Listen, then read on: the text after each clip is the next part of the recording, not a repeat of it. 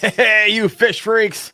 Welcome to episode number 110 of the Kayak Fishing Obsessed Podcast, your ultimate source for all things kayak fishing. And special thanks right off the bat to our show sponsor, Dark Horse Tackle. I got my new box in the mail, brother. Oh yeah. No. You know what I got in there, which I'm pretty excited about? Mad Mouth Bass. Sorry, over here. Yeah. We got the football head Shakeyhead 3/16 ounce. So these things are, I'm pretty excited. I use their stuff literally every time I go fishing. Mad Mouth? No. Dark Horse. Dark Horse. Yeah, Dark Horse. So I thought this was timely, considering we have Casey Reed on tonight, and known for Shakeyhead fishing, which, to be completely honest with you, I'm about to get learned tonight, because Shakeyhead fishing is fishing that I've done before, but not something I do often. So I'll typically move to other types of techniques, but Casey uses it as like a primary weapon. So looking forward to getting learned. I'm pumped. And special thanks to Harold Shaw, my latest channel member. So thank you so much, Harold. Many of you know, if you follow the channel, I went full-time three months ago. And so things are going well, and it's thanks to people like Harold. So thank you so much for supporting the channel in that way. Seth, Duck Watch 2025. There was 8 mallards. Now there's only 5 mallards. How many mallards do we have right now? We're still at 5. So still at 5. That's on a non-kill streak. Fairy Wand Fishing in the comments section needs an add a duck to their emojis there. Yeah, we're still at 5. They're getting big. I'm here for the duck count. Yeah. Those things are probably getting pretty big now, right? Yeah, they're big. They're too big for the brooder, so we let them outside during the day, let them wander around. We just have so many thunderstorms right now. That sounds like a release, Seth. No, it's the yard's fenced in. Oh, okay. And they can't fly, so no release. It's not illegal. Yeah. So they're doing well. I think they're going to make it to the finish line. I don't know if the owls will get them in the yard one day or what will happen, but. They'll eventually go to a rescue farm. Okay. I know people on the show last week would love them to come to their farm to table, that is. And so I don't know. We'll see what happens. Yeah, so we're making it. We're going to get those to the finish line. They're going to be adults. When is adulthood for a mallard duck? I don't know. It's not right now. We're at like 6 weeks, so I think they'll be fully feathered in we're 5 or 6 weeks. Another like 2 to 3 weeks. Okay. They just get big fast, man. Like they're like big old ducks now. Big old ducks. There you go. Anyway, you doing any fishing lately, Darren? Yes, actually. I've been like really delving into Lake Erie. I'm actually heading out tomorrow morning. It's the drums. I knew it. It's not the drums. Last time I went, I'm using the Z-Man Gobius, and I am just dragging along the bottom, and every time it gets bit, it gets ping ting. It's like crap. Walleye took another one. So got some leaders. That's not happening tomorrow morning. So I hope to pick up a crap ton of walleye. Jake Cook, Jake the fishing guy on YouTube, is coming with me. A different Jake. I usually fish with another Jake, but his dog just has puppies nonetheless. So he's never caught a drum before. I was like, bro, you're gonna catch like 15 tomorrow. We're gonna make this happen. So getting some fishing in. The biggest thing I'm doing is rewrote the KFAS curriculum today. It took about 7 hours. Made what was 78 pages, 48 pages. Really just saying the same thing in less words to make it more enjoyable for those listening in and learning throughout that. So it's still coming down the pipeline. I'm getting more and more pumped the closer When's the release for that? We get. The release is hard. We don't have like a hard release date. We just want it to be excellent. And so it takes a little bit extra time when you go the extra mile to make that. I could have used it today. I was out on Lake Okeechobee 6 miles, and the thunderstorm started rolling in. And 6 miles, man, that took me, it's like an hour and a half when I'm just like taking it easy to get out there. And I was pedaling as hard as I could, using the trolling motor to get back before that lightning came. It's that sketchy stuff, man. The lightning stuff and Okeechobee is completely flat. Like there's nothing to hide in. And if you want to hide in something, like the little islands, there's just gators everywhere. Yeah. Like I was. Just get out and lay on the ground, laying flat on the ground, snuggle in one of those nests. It was one of those few times when you're like out and you're like, yeah, this is dangerous. Like this is not a position I want to be in. There's only been like a few times in my life where that's happened, whether it be hunting or fishing. And that was one of them. I was like, yeah, this is not how I want to go. So I made back. I'm here. Made it for the show. And I actually just was writing the section on lightning today. And so we'll have to have a conversation. Hopefully Chris can stand with that. All right. Now all that's off to the side. That was fun. But the meat of tonight, unlocking the Shakeyhead, tips, tricks, and techniques. Let's bring my man, Casey Reed. Casey, how's it going, brother? All right. Doing real well. I appreciate you guys having me on. Oh, heck yeah. So have you been doing any fishing recently? I actually been taking it a little bit easy recently. Been going out to the local lake here and there, but kind of skipped a couple tournaments here recently and just kind of been chilling more or less. And I'm gonna start preparing for next year here soon. But just been having fun really. Why the break? It's like season. Where are you at, by the way? I'm in Virginia. Oh, okay. So you can like chill out because your season really doesn't come to a screeching halt like it does up here in Ohio. Yeah. We don't have a screeching halt here. I mean, you can fish all year here. I don't generally bass fish a lot during the winter. I kind of switch gears and go chase some striper here at Smith Mountain Lake. Once it starts getting real cold and those stripers start moving up. You know what? I've never caught a striper in my entire life. Seth? I haven't either. No?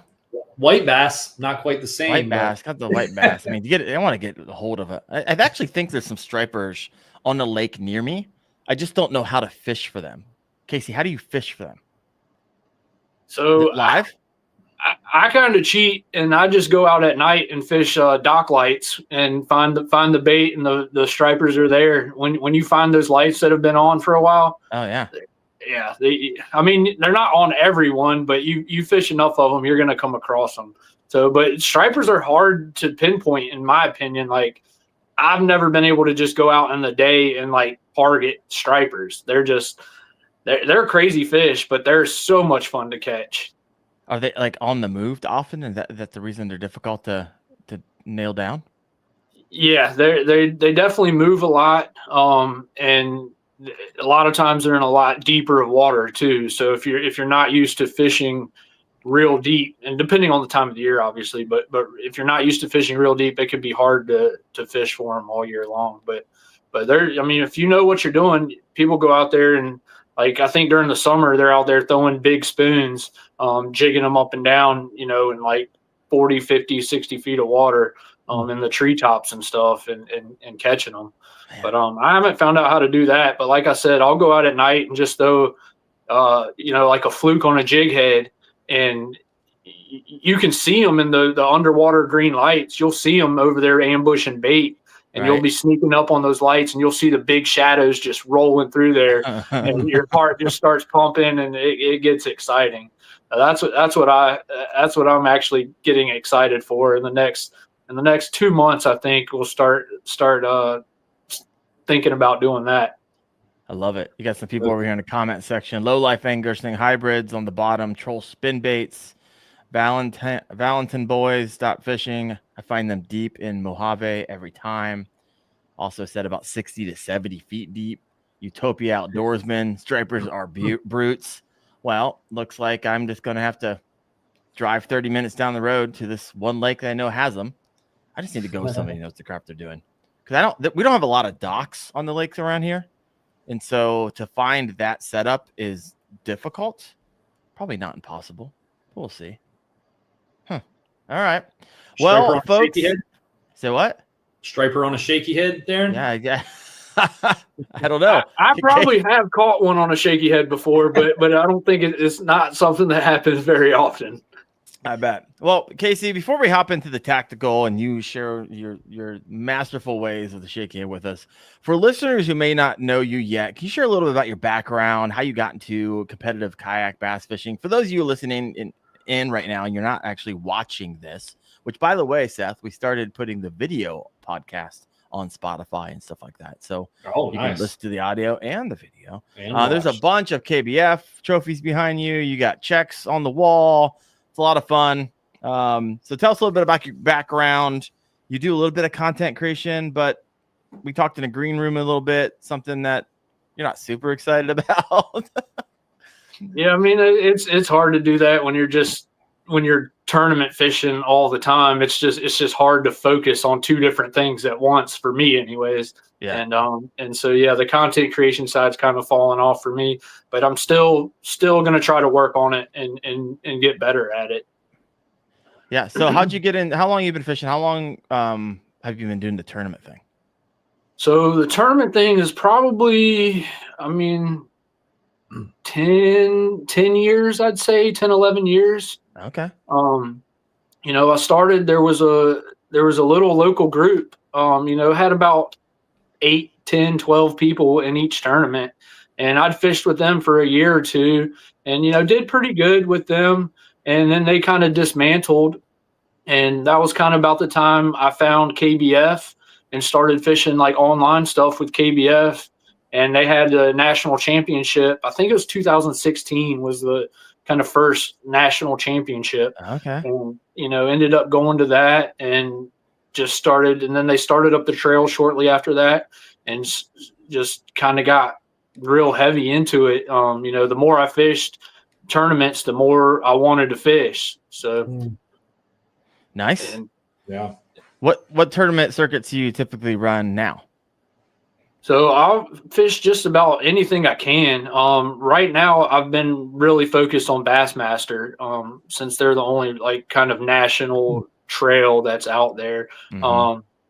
I fished at KBF, obviously, Hobie, when they were around, and then, some of Drew Gregory's events, the Kayak Adventure Series, yep. and fished a couple of the team tournament series this year as well.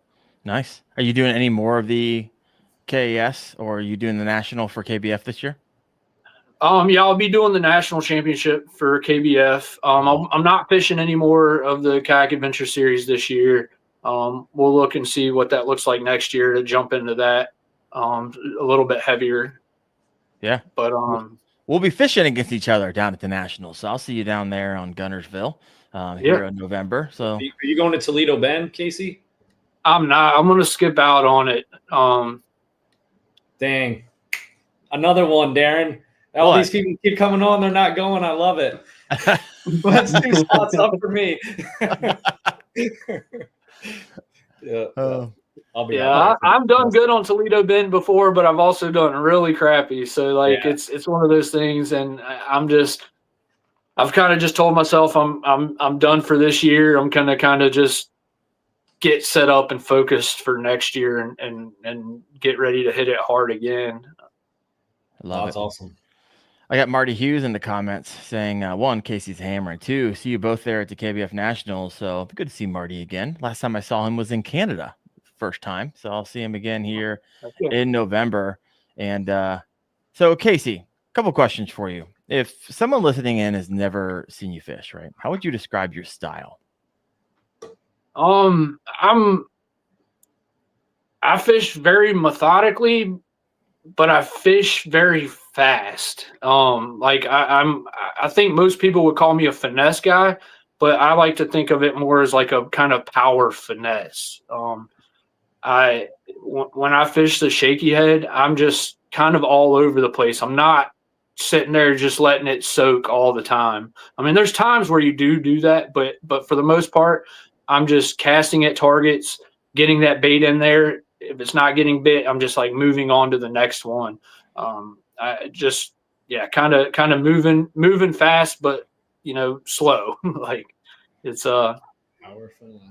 So it's interesting because the Shakeyhead is, maybe I'm wrong, commonly kind of known as the mop-up bait. It sounds like you lead with it. Is that true or not true? I definitely do most of the time. Yeah. I've done you say it's your confidence bait? Yeah, for sure. All right. So let's start at the basics here. For those of you who are like, Shakeyhead, what the crap are you talking about? If I've heard of it, maybe I don't know a whole lot about it. Walk us through your ideal Shakeyhead setup, your rod, your reel, your line, your jig head weight, how you vary your weights based off of what's going through your mind when it comes to depth, your soft plastics, all that stuff. And if you happen to have any with you, love to see those on the. Yep. All right. Take it away, brother. Go deep. Yeah. So I use a 7.2 medium heavy action spinning setup. Okay. It's Spinning the setup. cash and Shakeyhead rod is what I throw most of the time.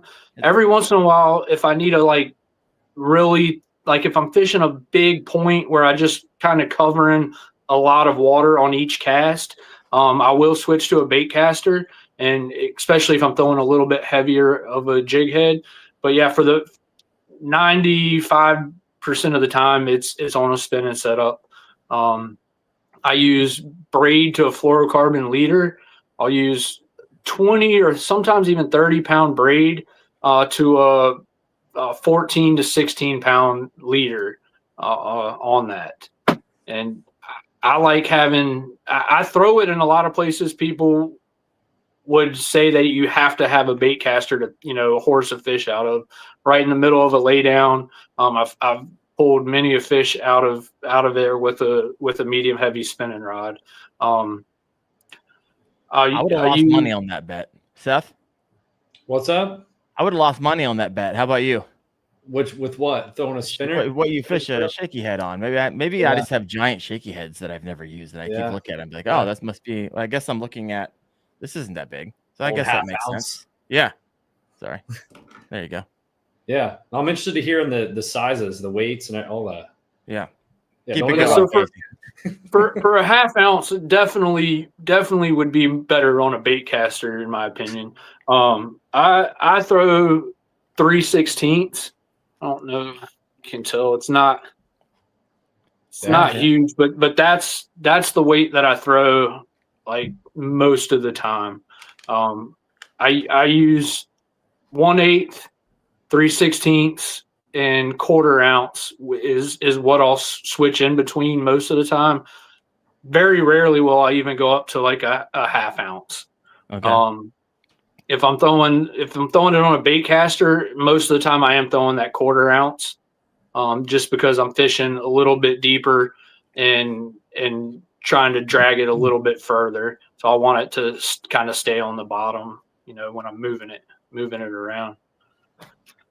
What's your reasoning for the smaller weights, like the 1/4 ounce, 3/16? What's your reasoning for going real light in your weights? Is it so like when you bounce it, it flutters slower on that bounce, or dragging, or what's your thought process on that? I mean, really, I started fishing it skipping docks. Here at Smith Mountain Lake, there's docks everywhere, and that's where I kind of got into Shakeyhead fishing, because it was just it was what most people did. And just being able to skip it, for me, that 1/8 ounce or 3/16 ounce just skips so easy. And depending on what bait you have on there too. But yeah, mainly that was the reason for it. I mean, for me, it gets down. I can fish the 3/16 in 15 feet of water, and it doesn't take that long for it to get to the bottom. When you're just using a straight worm, it just falls really quick through the water. So how are your lakes set up? So because I know we had someone on last week, like, hey, I fish Highland Reservoirs. It was Bass Geek. He was in Tennessee. And he was basically, hey, it goes from like the bank, like where I'm at, it goes, a slow kind of goes out, just tapered. It goes like reservoir straight down 10, 15 feet. How are your lakes set up, right? So when you're skipping these things on the dock, you skipping in a couple feet of water, or are you skipping into 15 feet of water? It just depends. Smith Mountain Lake is a highland reservoir, so you have a lot of deep water right off of the banks, but you also, I mean, you still have some shallower water. So, I mean, it could be, I've been on the ends of docks skipping under them before, sitting in, 45 feet of water. But you're casting up there into, 6, 10, maybe even as deep as like 15 foot of water. Is if you get way up under that dock, that's where your bait's kind of falling into, and you're just kind of working it back. But I mean, there's also docks, that are in 4 foot of water there when you're on the end of them. So it just kind of depends. And that's really, you just got to figure out kind of where they're at that time, if they're on those deeper docks or if they're on those shallower docks. Yeah. So you mentioned. Go ahead, Darren. No, mine's completely kind of in a different direction. So go ahead and ask. So these fish that are on the docks, if you're throwing a shaky head, are they are these like suspended fish that are going to chase it down, or are these ones sitting on the bottom? Say it's like a 10-foot on a dock, you're throwing a Shakeyhead. Are these fish chasing it down to the bottom and eating it, or how are the fish positioned for this? A lot of times they are, yeah. A lot of times you'll see them, and now that live scope's a thing, you can actually see them, and you'll see them dive down and go and get that bait. I mean, there's some that are on the bottom too. It just kind of depends. But yeah, I think a lot of them are just like kind of chilling up under the dock and the water column, and not necessarily sitting on the bottom. Yeah. Oh, they just watch them swim on down to the bottom and just wait for it. Are you? No, I guess it's different for each scenario, whether it's on brush or docks. But once you cast in, and say you're not on live scope, you're just doing a blind, but you cast in and it falls down to the bottom. What are you doing from there? Once you feel it hit the bottom, what's your like cadence, or where do you go from there? So I like to tell people, like, there's not a wrong way to fish a Shakeyhead. It's really kind of fishing it different ways until you really figure out how the fish wants it. I mean, sometimes it's hopping it, kind of bringing it up off the bottom, a foot or two. And sometimes it's just slowly dragging it, and anything in between. It could literally be all that. So really I'll try to I start by kind of moving it fast, not really hopping it real high, but just giving it little pops and moving it along the bottom, and then kind of just go out from there and just kind of play around with it until you start getting bit. Because there's been some times where you literally have to just drag it really slow and stop it, like hit a rock or hit a stump and just let it sit there. And then after sitting there for a second, they'll pick it up. But if you hop it quick around that stump, you're just not going to get bit. But other times you can just keep moving it, and they're just in that mood where they're just going to attack it no matter what. So is there, this is an interesting question. This is us peeling back the layer of the onion, like 7 layers deep here. But I'm also always curious about people who kind of specialize in a certain type of technique. Like, typically you specialize in you do the thing first that gets you the most bites, and then you kind of start changing it up. What is the thing that gets you the technique or the retrieve that gets you the most bites? And then what's your next one, and what's your next one, and what's your next one? I'm curious. So I think popping it, just like giving it that just a little shake of the rod tip, just imparting a little bit of action on that bait, not too much, not a ton, and not just kind of dead sticking it. But that's kind of my go-to, I'd say. So short pops. We're talking just a few inches off the bottom, just like something's feeding off the bottom. Exactly. Just kind of hopping it across the bottom like that. Yeah.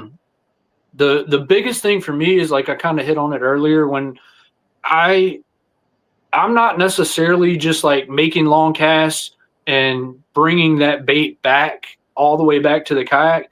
I'm using the electronics. I'm using my eyes. I'm seeing what's out there, and hitting those individual targets. So a lot of times that bait's just in whatever target it is, whether it's a stump, a laydown, a brush pile, a set of rocks, a rock pile, whatever it is, I'm kind of hitting those targets, fishing it fairly quickly, but using that hop and making a little bit of movement with that bait, and then reeling it back in and making that cast over again, rather than just like bringing it all the way back to the boat. It's really, I mean, you've heard people talk about it all the time. Yeah. But targeting the high percentage areas and just making those casts over and over again. And if you have live and you can see a fish, follow the bait maybe, or, you don't even have to necessarily see those fish, but I'll definitely make a few casts if I know there's something there and I think there could be a fish on there. Any other questions, Seth? Yeah, there's a question I wanted to ask. Someone actually put it in the chat. I'll show it here. There you go. Utopia Outdoorsman asks, what does the Shakeyhead do better than a jig or a Nico rig on docks? So for me, I don't throw a Shakeyhead too often. I used to do it more when I was in the Northeast, West Virginia, Pennsylvania, Ohio. But down here, I do a little bit more Nico. I don't know why. I just kind of fell into Nico now. and I do Nico rigs all the time. So like, is there an advantage to throwing a Shakeyhead over a Nico? I've actually never thrown a Nico rig. In my opinion, it's very similar. Like, obviously there's some differences. I'm not super picky about how I my baits and how I do different things. I know there's so many people that are like, oh, you have to do this or have to do. I found a Shakeyhead works for me, but in my opinion, a Nico rig is very, very similar and would probably catch most of those fish that a Shakeyhead's going to catch. You know, to me, it's the confidence that I have in a Shakeyhead. Right. So for you, it sounds like it's the Nico. And I mean, if you're catching fish on it, for me, it's like, why change it up? I mean, I'm sure there's other things, there's certain situations, but in my head, I don't do that much of deep dive into thinking about baits like that, which probably bites me sometimes. But what about the size of the worm, whether it's the length or like a thicker worm, or do you do like, is there a certain worm that you like the most? There it is. For those listening in, he's showing on the screen. What is that bad boy? Green so pumpkin, that's the long. Oh, yeah. Zoom. So it's a 7-inch. It's the Zoom Shakeyhead worm. Has like a not a bulbous tail. It has like a straight tail on it or whatever. Yeah, it's like a pin tail. Yeah. To me, it really has it has a lot of action you can put in it. Like, you don't have to do much, and that thing just shakes like crazy. And to me, that's my go-to. And pretty much that's the only thing I throw on a Shakeyhead. Sometimes I'll downsize, go from like a 7-inch to like a 5-inch or maybe even 4-inch. But most of the time, that's what I'm throwing. Why would you downsize? Like, what's going through your mind whenever you're like, hey, outside of they're just not hitting the 7, I need to downsize for, or is there something specifically you're like, oh, before you even go out, you're already downsized because you know they want a smaller presentation? Most of the time, it's if they're just like, you can feel them just picking up the tail of it. Got it. You set the hook a bunch of times, and you got nothing. So that's when I'll downsize. That's about you're doing the only it in time. the moment. Yeah. Most of the time, like I'm not just putting on a smaller bait. It's if I feel that happening while I'm out fishing, then I'll downsize a bit. I love it, Seth. I was expecting Casey to be like, oh, I use this specialized worm from this local company. He's like, nope, Zoom. No, I like it. I feel like Casey and I are like in the same wavelength. You guys are. It's when you simple. find something it works, you mop up with it. You just run it. Yeah, I love it. Couple questions here. Let's go over to the audience because some people making comments. Southwest Indiana Outdoors. So I threw it. It's talking about the Shakeyhead for probably an hour yesterday without a bite. Was dragging it on a grass flat. Don't know if that was right or wrong. Casey, anything that goes through your mind when you hear that comment? No. So a lot of people were like, don't fish it around grass, but it's a great bait to fish. I mean, you can't fish it in thick grass.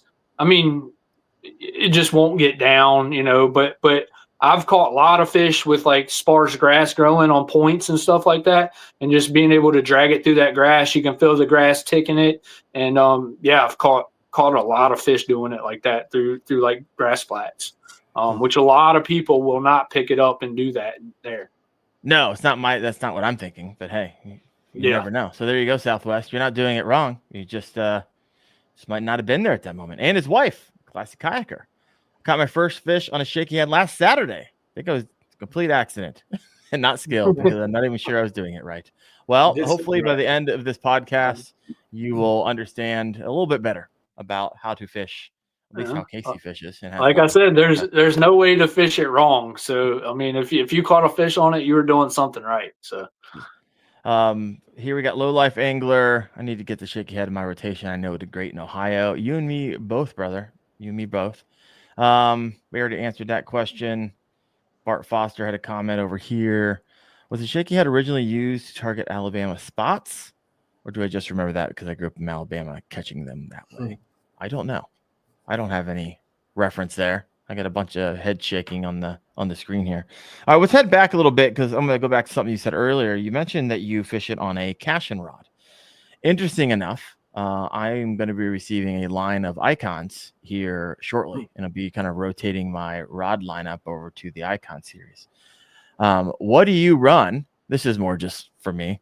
I'm curious. Are you fully set up with Cashin, or do you have a variety of different rods that you like? Yeah, I have all Cashin rods. All right, big fan. What do you have? The Icon series or Elements? What do you got?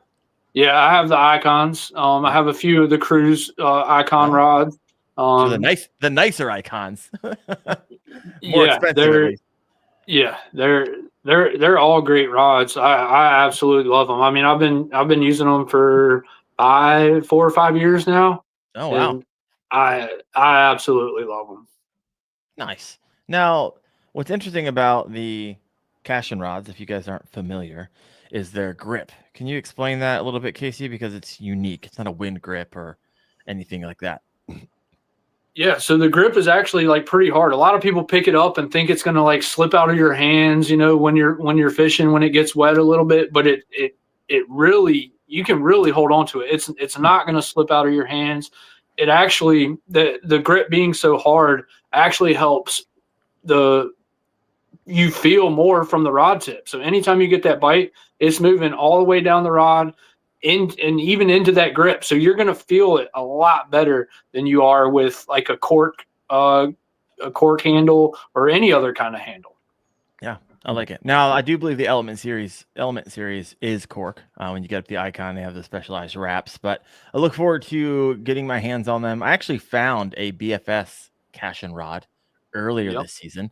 I pulled up a line. I was like, well, what's in the end of this? And it is a full BFS. Oh, really? Yeah, it not only was it a Cashin rod, it was a, oh crap, what's that nice reel that was on it? Corrado. It was a Corado reel. Yeah, somebody was upset. Somebody was upset. It was, I don't know how it happened. I still have no idea because the line was out really far and this thing was in the water for a couple months. I couldn't save the reel, but I could save the rod. But nonetheless, I'm still trying to figure it out. I mean, someone accidentally kicked it, but the line was out, and we're in a part. It was off a boat because I was in a part of the lake where you can't access from the bank. It was illegal access. So I don't know. It was interesting, very interesting. So all right, interesting. Well, I'm glad that you've had a long run with Cashin. I look forward to getting my hands on those and use them. To Seth, have you ever used Cashin rods before? No, I have not. Why are you laughing? Just because my rods I got the budget rods. I got the budget rods. That's right. You're like Walmart combos. Win a tournament on the $79 Walmart Abus. Rod and reel combo. The Abu Garcia, Jordan Lee's. Hey, I was using those for a long time. Even after I got into tournament fishing, it was probably until I got to the, with Cashin that I was using. I'd use Walmart stuff. I mean, yeah. I have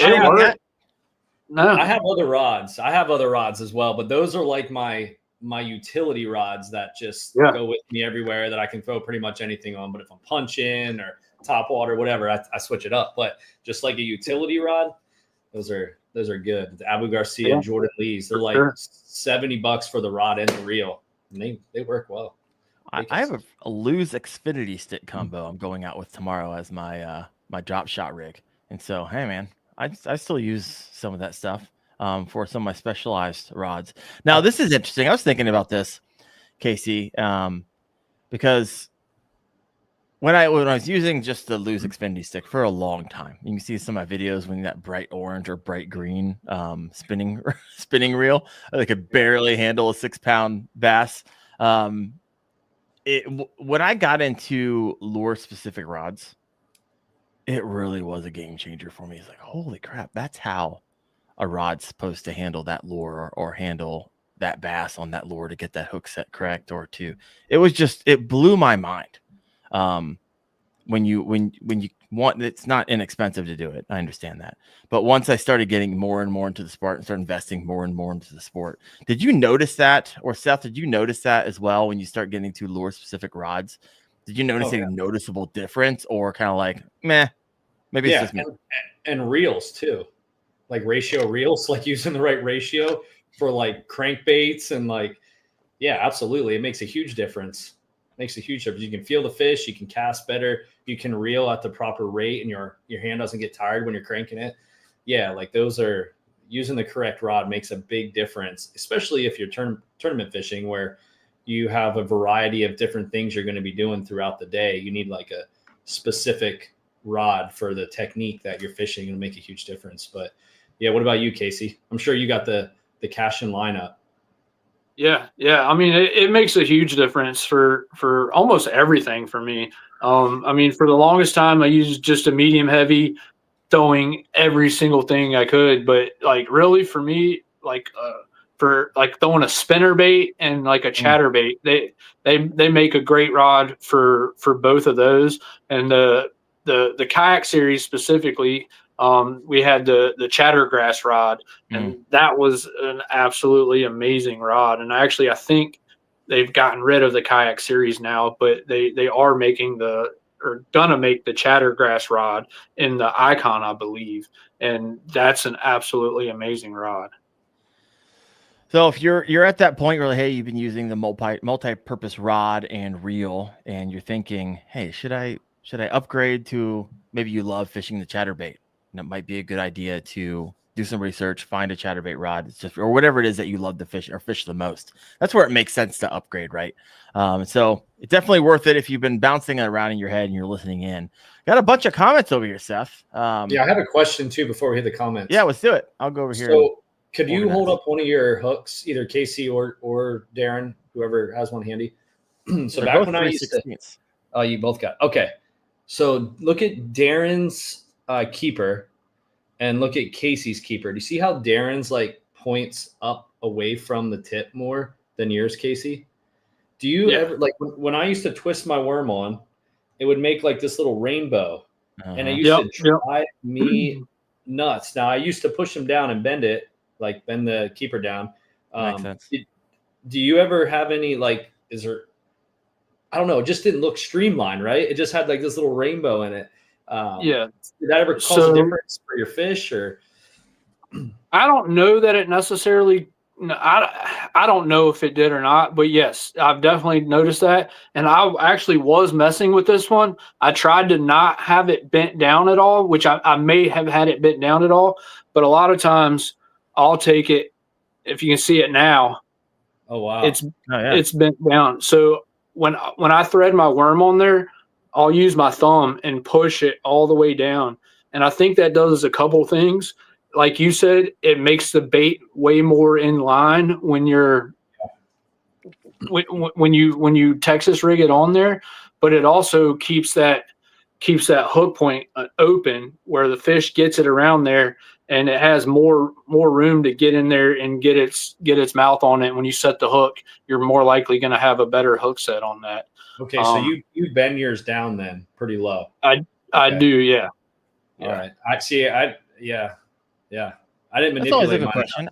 I wondered that too, Seth. I was like, hey, is it angled like that because that's how it's supposed to be, or is it angled that way because that's how, when you manufacture them, that's the easiest way to get them. You actually need to modify.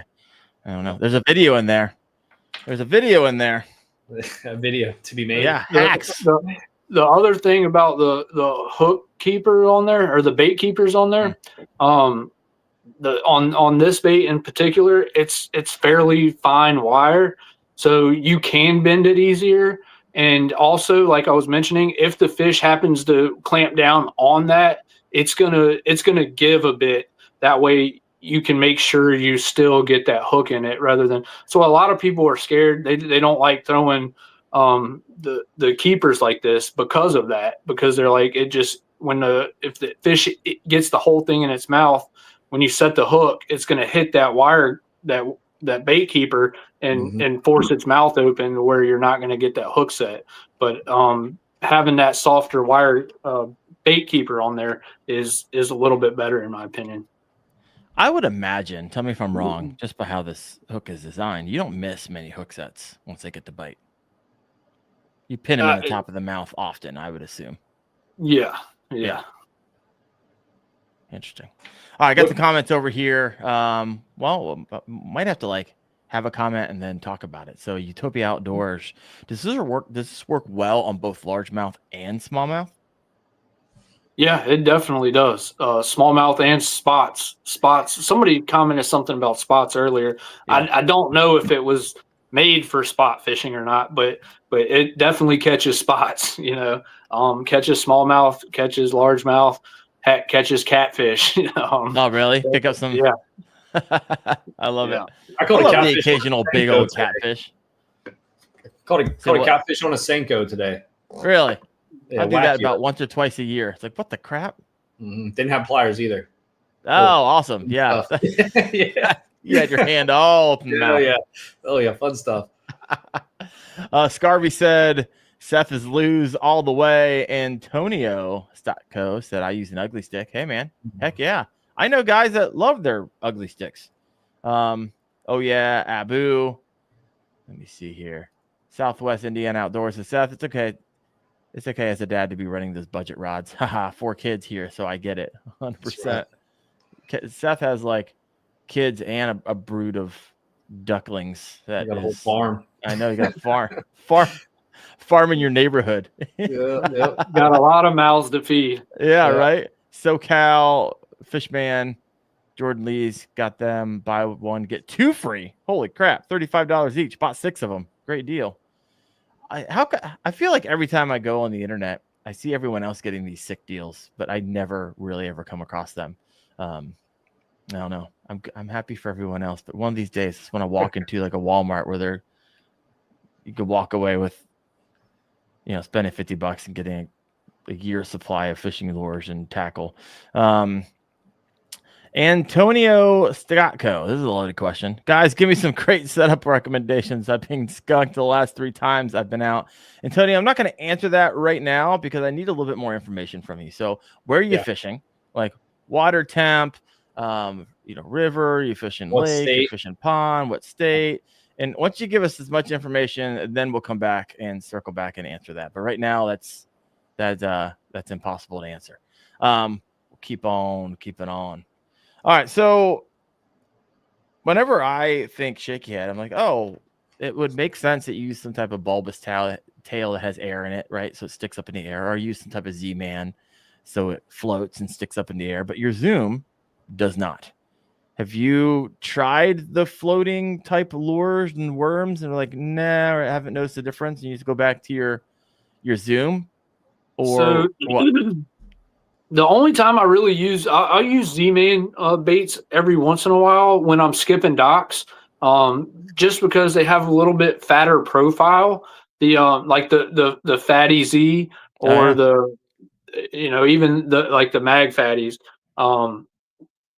It's a little bit easier to skip under docks with that thicker profile. With the worm that I'm throwing, it's so thin and so slender that it just, when it hits the water, it just kind of wants to go down. That makes sense. But no, to me, when you're moving the bait, the tail comes up off the bottom, obviously. And it being such a slender tail, it has a ton of action. It may not be floating up, imparting that action, but it's moving down there, and those fish are seeing that. Yeah, I like it. Seth, real quick, for those of you who have any questions for Casey, go ahead and throw those. I'm over here trying to star them. If you have any specific questions around the Shakeyhead, and still waiting to hear back from I forget what his name was, Antonio. We get that answered as well. But what was I thinking?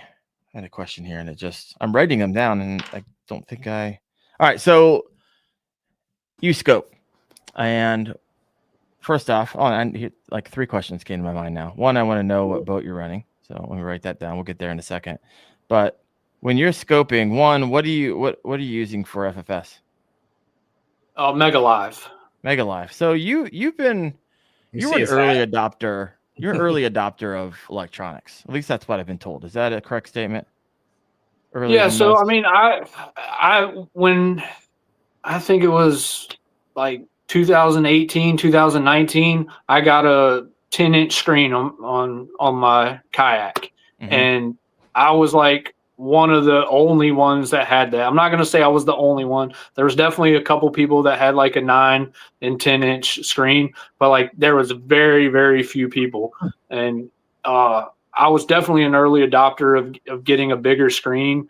And the next 2 years, I started seeing people with 2 10-inch screens on there. It started definitely picking up after that. But the reason why I got a bigger screen to begin with, I went from a Humminbird Helix 5-inch to a 10-inch. What made that happen for me was learning side imaging. Once I kind of figured out the side imaging, and this was kind of before live, but once I figured out that side imaging, oh, my mind was blown. There was so much out there to fish that nobody ever fished. Yeah, it's my story. I love that. Yeah, and so that is 2019 season for KBF. I absolutely crushed it, and all the time I was out fishing stuff that nobody fished. At least nobody in the kayaks would fish. You might have some boaters that had kind of dialed it in and figured that out, but it just seems so easy. All you had to do is Shakeyhead. You locate it, go over there, drop it down, dance it, and rip them up. Exactly. Yeah. That's perfect for your type of fishing. I love it. So what do you have now? So now I have the Humminbird Explorer. I have 2 12s. Oh, nice. So you got the recent Explorer, their latest. Yep. 2 12s on your boat. Seth is like over here drooling. Oh, man, I love that. I'd love to see that. That's huge, man. Oh, that'd be awesome. I need to go over to your socials and get a look. I was looking at the 20-inchers. If I could afford it, I would throw a 20-inch on mine. So I could see everything in HD, man.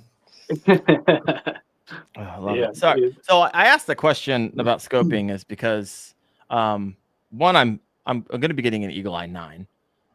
So that's not nearly as powerful as what you guys are running. And so I'm going to have limited distance and limited arrays and limited to what I could see, but it'll be the first time that I can actually start getting, not necessarily, I don't expect to like see a lot of fish underwater. I like see them move. I'm guessing, I'm hoping that with the Eagle Eye 9, I'll at least be able to see and be able to start discerning a bit. But since I don't, and since a lot of people listening in do not, walk us through how fish are reacting to a Shakeyhead, right? Will they hit it before it hits the bottom? Do they go down there and sit on it?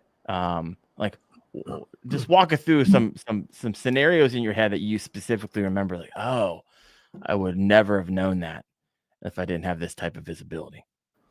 Yeah, so I was catching smallmouth one time and came across this point, and there was a bunch. You just saw a bunch of fish on the live, and they're scanning around, and I just cast out there towards them, and you'd see the bait fall, and then you'd see those fish freaking just dive straight down to them. Really? That was really cool, and similar like we were talking about on docks earlier. I've seen them do that on docks as well, where they're just they see it and they're going down to it. And most of the time when they do that, they're just like kind of going to pick it up pretty quickly. They're not just going to sit there and look at it. If they're coming that far, they're going to eat it. How often does that happen? I wouldn't say it's super often. Okay. So 10 out of 100 times they're going to dive after it. Yeah. Yeah. And just kind of depending on the lake you're on and like how pressured they are and, and kind of what kind of mood they're in. If they're feeding and if you got a group of fish, 5 or 6 fish that are just like wolf packing around, they're going to do that a lot of the times. If you just kind of have a school of fish that's kind of just chilling, sitting there, they may not just go down and hit it. You may have to kind of finesse them a little bit more. Okay. Yeah. The fish have it's just like bed fishing in like during the spawn. Like fish just have different temperaments, different phases of the day, whether in like a feeding mood or like just today I was on Okeechobee and I threw out a bunch of bass, but some of the bass I threw at automatically just shot over and ate my bait like immediately. The other ones will come over, inspect it, and be like, no, thank you, swim off. And they're all in the same area. Just some of them are just whether they were in a feeding mood or they just have a different temperament. They just nailed it right away. But I always like seeing them on a Nico rig, like come down. Usually I don't typically throw a bottom bait. So like you throwing it and watching them come down or like on suspended fish is different for me. Like I usually throw the Nico on fish that I know are on the bottom, so it's like changing my thought process while I'm listening to talk about this. But I do like seeing the fish chase it down and just waiting for like I test it every once in a while. Like I'll pull just to see if it's like tight. Like I just love it. It's the coolest thing. So Casey, are you throwing to fish that you see on your scope, or are you throwing to structure that you know likely fish are in that you can't see on your scope? With the Shakeyhead, most of the time I'm throwing to the structure. I mean, sometimes you'll see the fish swimming around it, but I'm not picking off individual fish necessarily, like you think of when you talk about scoping fish. All right. Yeah. All right. So if you throw in a Shakeyhead, right, and they look at it, they're like, no, want none of it, and you got it. You're an hour of doing that. What are you moving to next? I'm either moving lakes or moving spots. Oh, really? This is like Seth with his. Not exactly. This is with your jerkbait, Seth. So you're like ride or die.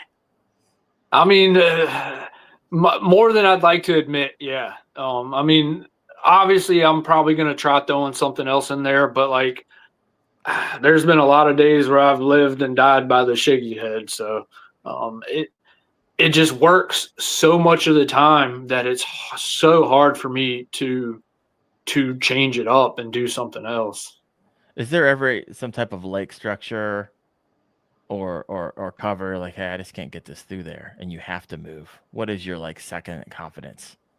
I'm asking the same question a different way because I want you to share like what's your thing if you have to move over to something? I mean, I love throwing a chatterbait. I mean, it's a little bit different. I'm not necessarily doing not necessarily switching from a Shakeyhead to a chatterbait. Fishing those in a little bit different areas a lot of times. But definitely the chatterbaits become like my next go-to. And sometimes, depending on where I am, it is my go-to as well. But I love the chatterbait, and it can catch fish. Similar to a Shakeyhead, it'll catch fish anywhere around the country, any time of the year. You just got to put it in the right places. I can see Casey. This is Scarvy just said this too. Casey has 8 rods with Shakeyheads tied to all of them. I can see you rolling out in the morning, like on the tournament day, just one rod behind you. All these empty rod holders, just one Shakeyhead. The funny thing is I'll never do that. I'll always have like 10 rods with me, but everybody knows, or at least I know, I'm just throwing the Shakeyhead that day, but I got to have them just in case, maybe. I didn't realize. And so you got this dialed into, you use one type of hook, you use one type of lure, and man, it's 95% of the time that's what you're fishing. That's awesome, man. So we didn't talk about colors at all. So the green pumpkin is the go-to color. I have black and I have like June bug. Those are really the only other colors that I'll throw, but I'll throw like black or June bug in Florida a lot of times. That kind of tannic water. Yeah. If the water's just really dirty, sometimes I'll tie on that black, but green pumpkin all over the country, I've done really good on it in all different types of water too. But sometimes if I am going to change it up, it may be to that black or that June bug. Got it. There's no fleck in there. It's just straight green pumpkin. It's got black in there. Oh, does it? I don't know if you can see. It's hard to see. Okay, it's green pumpkin, black fleck. Awesome. Yeah, the classic. Yep. I love it. What's your favorite chatterbait? Your bladed jig? The jackhammer. I was on Z-Man's website yesterday. Those things are $19.99 right now. I just got the mini jack, Darren, 3 of them. Baby jack. Or baby jack, yeah. I've never thrown those, but Darren talks about those all the time. I throw the OG jackhammers, but Darren talks about the baby jacks. So. I love the baby jack. $19.99, and there's no baby jack price versus jackhammer price. But you don't lose them, Darren. How do you lose a jackhammer? I lose them. Like I get a pike that'll hit it or a little snap or something stupid. Yeah. I'll get it. I lose them. The second I put a lure over $15 on my line, guaranteed gone. I mean, I throw it on like, I don't know, 16, 18 pound fluorocarbon. Right. And we have gar and gators and some pickerel down here. I don't think I've ever lost ever. You just wait. Out of it. Yeah, everyone's gonna hop on the podcast next week and you'll be like, bro. I'm not throwing. How many did you buy? I bought 3. 3? Yeah. You need a co-signer for that? Yeah, pretty much. Jeez Louise. Yeah. No, I love them. Don't get me wrong. I'm a big fan. Scarby asked, are you guys all repainting them at all? Mine get pretty beat up. I don't really ever touch my lures a whole lot. I like them beat up. I think they have character. Oh, yeah? The character gets that little edge they haven't seen before. Yeah, it's unique. Casey, what do you think? So I just recently, and again, I told you earlier that I'm not super technical about my baits. Most of my baits, I just open the package time on and throw them. I have a buddy that ties flies, and I gave him a couple jackhammers. I'm not going to go into too much details on this, unfortunately, but I let him do his thing with a couple of different baits. I freaking love them. They're amazing. Did you just tease something out and then you're not going to like explain? Yeah, come on, Casey. So I don't even know the terminology for all the you forgot the English. Tie and fly stuff, but like don't know what. What? I don't know. But he had one bait where we tied in a little bit of gold flash in there. I don't know what it's called, but it had a little bit of like gold flash added to the skirt. Okay. Oh my God, it looks so good. Whether it makes a difference, I don't know, but it's one of those things where if it looks good to you, and it's got to catch fish, right? And it's got to help. 100% has to. But there's a couple other things. If anybody does any, fly fishing and ties baits up, I'm sure that'll give them some ideas of some things to play around with. But there was a couple different things that he did for me, and I'm gonna buy a pile of baits for next year and give them to him and be like, hey, get me some.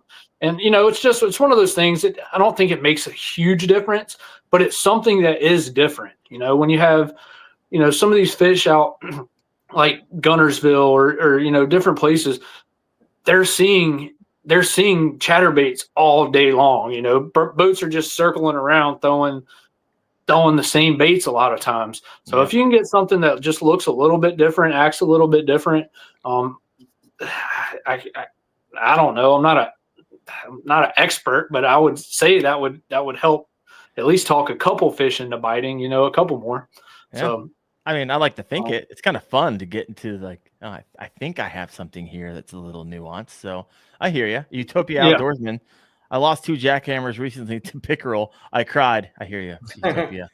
Yeah, it definitely hurts. I feel you there. Oh, stop the show.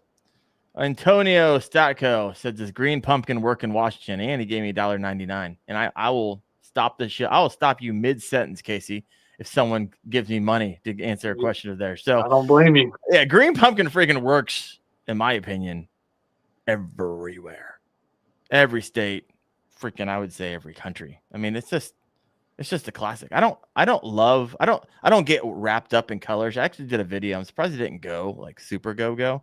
But the colors that bass actually see, right? They see different, they're in a different color spectrum than humans. So they don't really see colors as much as they see shades.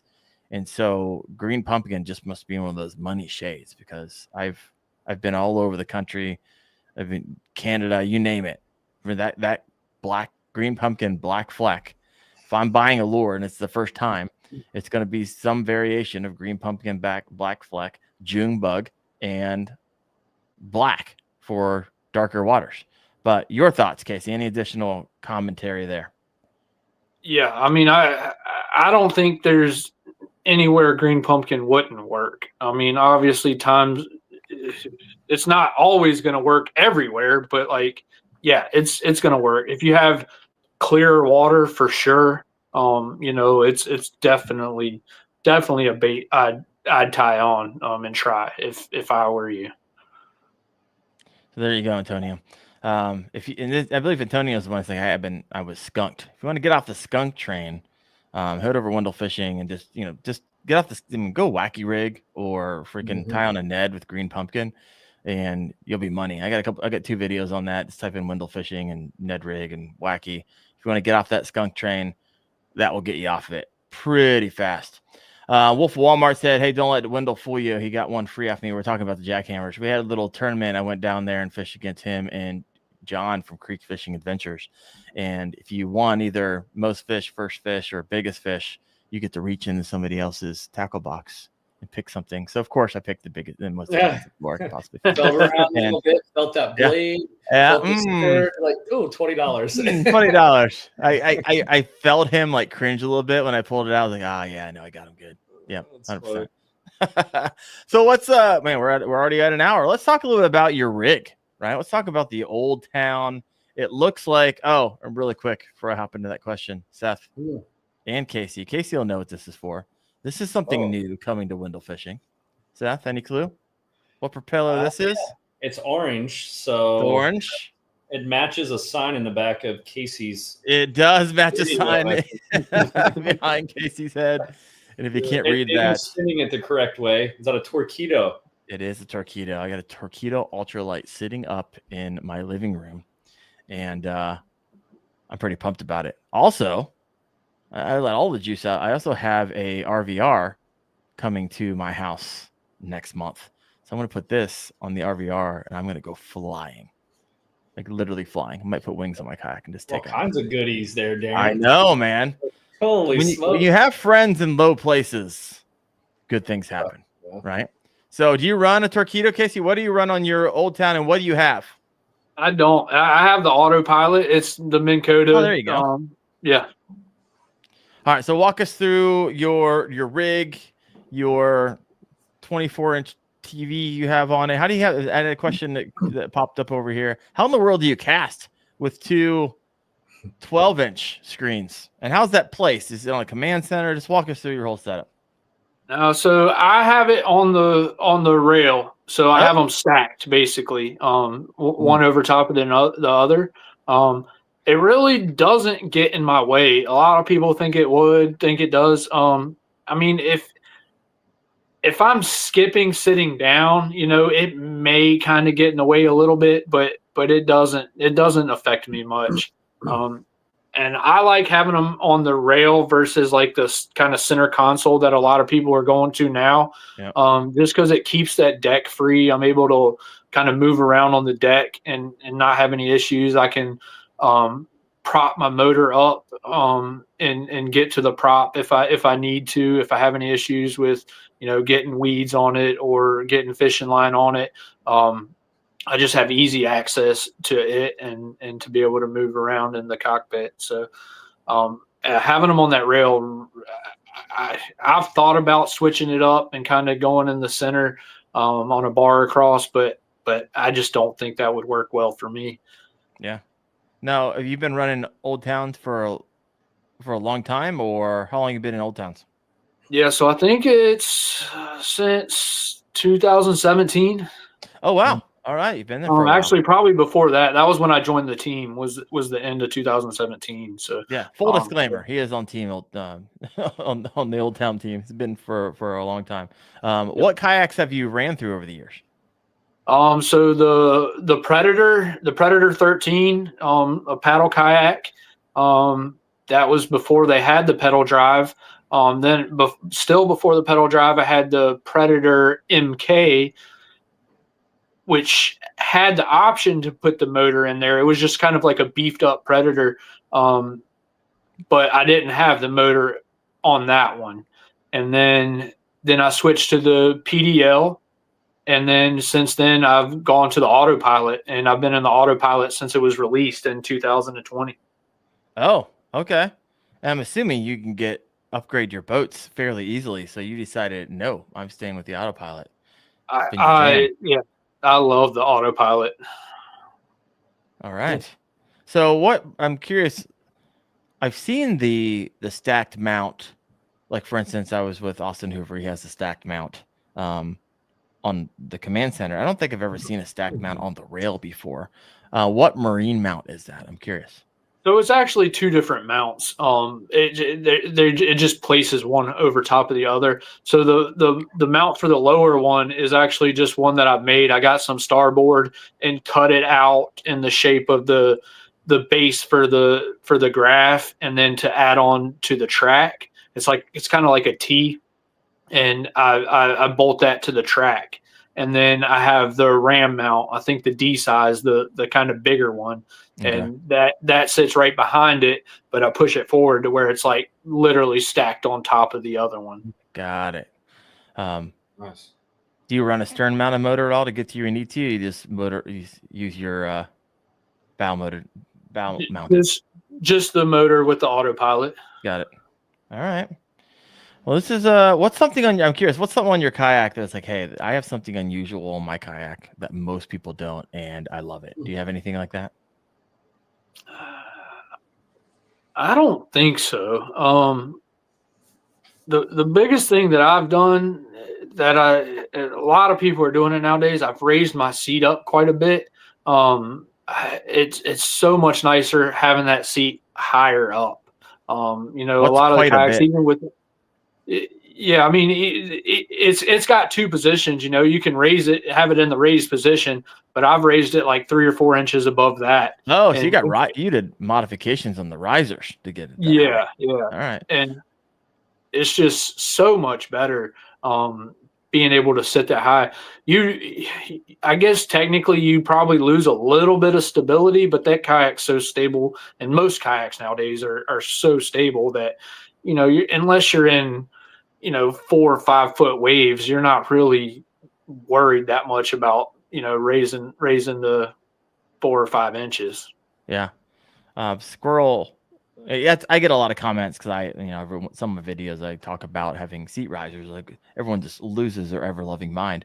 Oh, you're gonna flip over. It was like that. Granted, it is science, right? If you move up, your center of gravity is higher. It's gonna make you a little bit more tippy.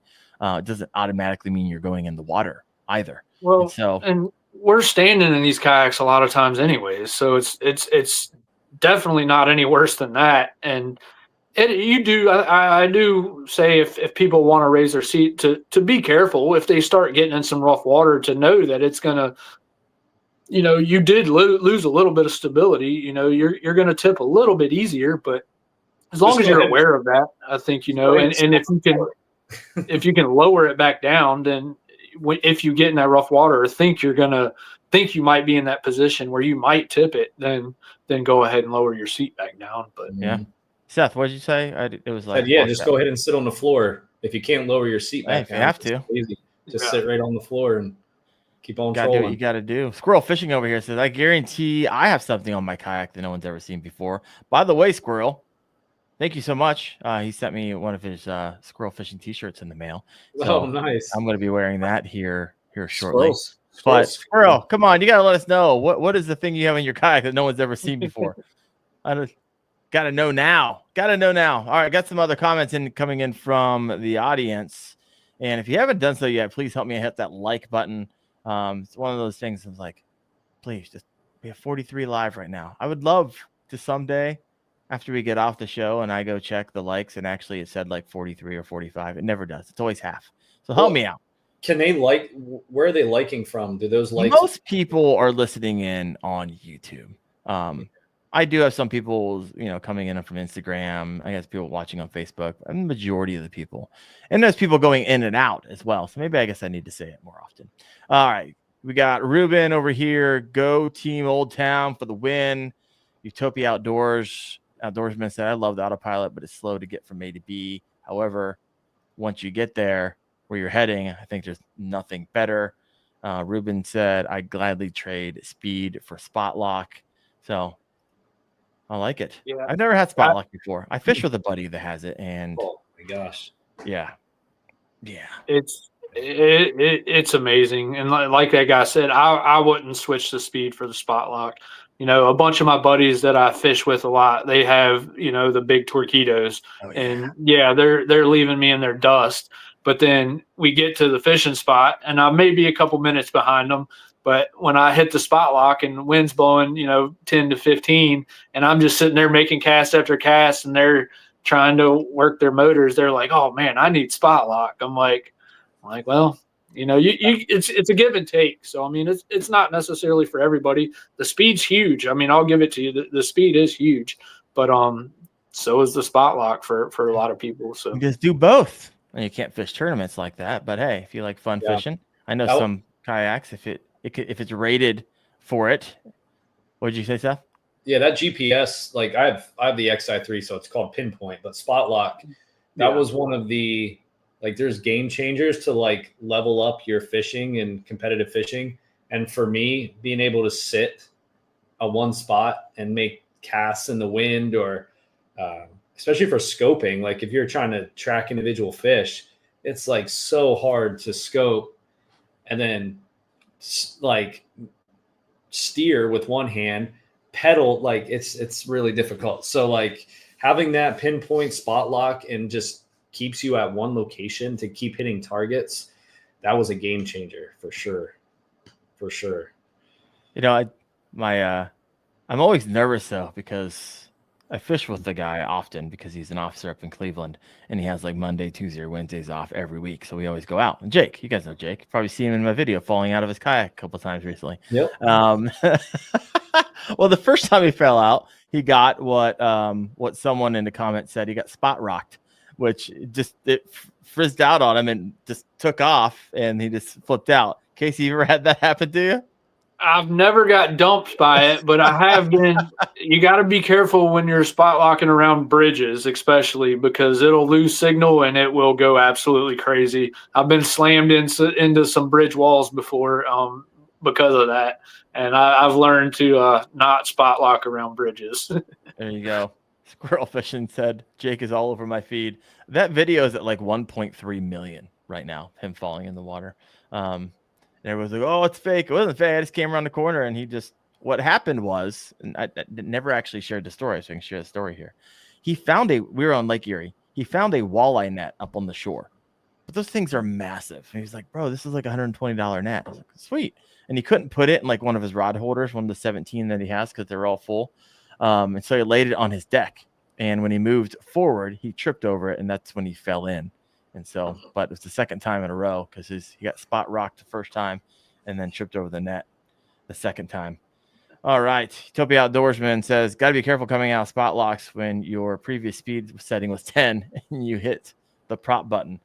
Yeah. I have a feeling someday I'll get into one. Man, I don't even have a kayak right now that would take a bow mounted motor, but I do have some kayaks on the way. We'll see what happens.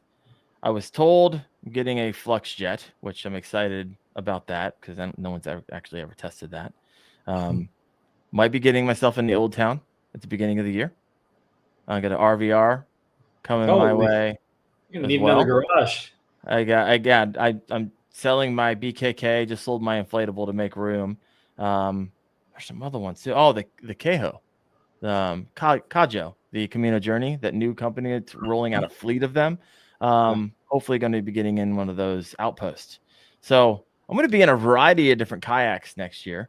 And so we'll see what happens. The beauty of kind of what I do as a content creator is I'm able to get into a lot of this stuff and see how it actually performs or doesn't perform in some cases, but we will see. And maybe one of those, I'm trying to see which one, probably the Kajo would be the one that would support a bow mounted motor. Maybe I'll find myself in the spot lock world. All right, guys, we're coming down to the last few minutes. If you have a question for Casey, please go ahead and let us hear those in the comments. Seth, do you have anything that's kind of been brewing around your mind? No, it's been enlightening to listen to the Shakeyhead conversation because it isn't something that I've been doing really in the last like 5-6 years. But I like hearing people that are really confident in a bait and they're like simple with the bait, because that's how I am with my baits. Like I just have a lineup and I just go through the lineup, and if you're not going to eat that, you're just not eating. So like I like hearing that you throw your shaky head, and if they're just not going to eat it, you might do a follow-up and like, just move on to the next ones. But no, it's been good. There is a comment over here, Darren. Did I miss it? Yeah, Jake H13 asked a question, said the best lure for bass fishing in a lake with about 3 feet of visibility and not much vegetation. I have a feeling I know what Casey's going to say. Yeah, Casey, go ahead. Shakeyhead, come on. Nope. I love it. Now, really quick, because I don't think I even remember this. Do you like live and die by a certain Shakeyhead hook? Did you mention that earlier in the show? Yeah, so I didn't mention which one it is. So this is a tungsten Shakeyhead, and it's a guy makes it. He lives by Gunnersville. It's Jig Shack, and this is the Reaper Shakeyhead, and it's the only one I throw anymore. So I'm curious why you, as the, oh my gosh, I feel like a new lure or jig or terminal tackle companies popping up every second of the day. Why did you end up landing on that one? Because I'm sure you've been through a smorgasbord of Shakeyhead hooks. I've definitely tried a lot, and there's a few that are. There's one, the one I threw before this, I liked really good. It was a lead, and you could get it in a lot of places. I think it was a do it mold. That one was really good. It was a football jig head. Do you make them yourself? I do not know, but I had a buddy that did, and that's where I started throwing it.